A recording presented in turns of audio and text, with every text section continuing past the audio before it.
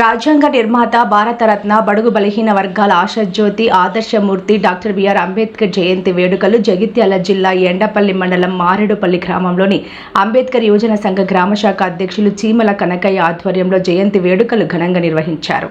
ఈ సందర్భంగా మారేడుపల్లి మాజీ సర్పంచ్ గంధం లక్ష్మీనారాయణ, అంబేద్కర్ యువజన సంఘం రాష్ట్ర కార్యదర్శి మంజంపల్లి మాజీ సర్పంచ్ బుచ్చి లింగయ్య మాట్లాడుతూ మహనీయుని ఆశయ సాధనకు కృషి చేయాల్సిన అవసరం ఎంతో ఉందని తెలిపారు. ఈ కార్యక్రమంలో మాజీ ఎంపీపీ వాళ్ళ అనసూయ రామరెడ్డి, మాజీ ఎస్ఎంసీ చైర్మన్ వాళ్ళ Raghupathi Reddy, single window director Chilmala Krishna, Ambedkar యువజన సంఘం గ్రామశాఖ ఉపాధ్యక్షులు కొప్పుల మల్లయ్య, బండారి సాయిలు, నేతకాని సంఘం గ్రామశాఖ అధ్యక్షులు ముంజం మొగిలి, గ్రామ మాల సంఘం అధ్యక్షులు ధోనిపల్లి మహేష్, బాలసాని మల్లేశం, దమ్మల సురేష్, గ్రామస్థాయి నాయకులు, ప్రజలు పాల్గొన్నారు.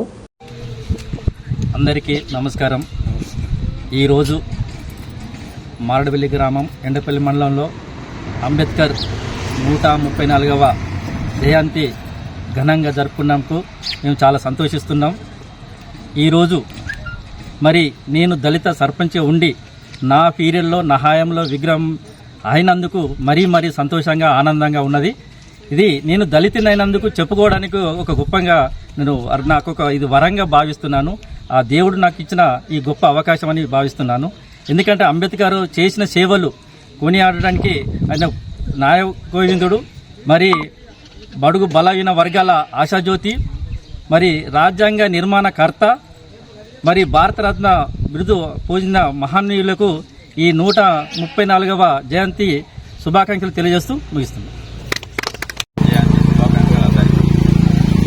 మరి ఈరోజు ఆయన జయంతి సందర్భంగా ప్రపంచ జ్ఞాని అని ఆయన పిలవడం జరుగుతుంది.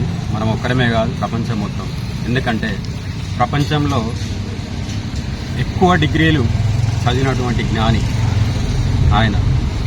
మనం ఇలా ఆయన జయంతి అని వర్ధంతి అని వేడుకలు జరుపుకోవడంగానే కాదు, ఆయన ఆశయాలు కూడా అదే విధంగా ఆచరించాలి. ఆయన ఎస్సీ, ఎస్టీ, బీసీ వివిధ వర్గాల కోసమనే కాకుండా అందరి కోసమని మన రాజ్యాంగాన్ని సృష్టించిన వాడు.